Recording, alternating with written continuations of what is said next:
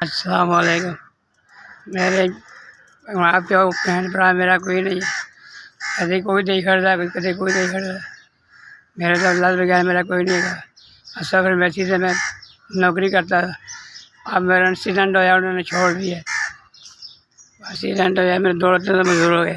शादी होता नहीं है, मेरी लाद नहीं है। कभी कोई रोटी देता है, कभी कोई देता है।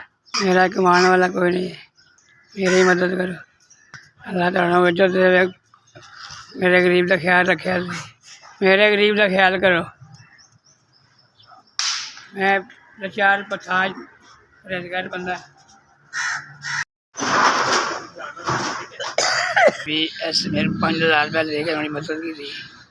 ऐसे भी अल्लाह थोड़ा भला करे, अल्लाह थोड़ा तरक्या कामयाबियाँ दे, अल्लाह थोड़ा खुश आबाद रखे।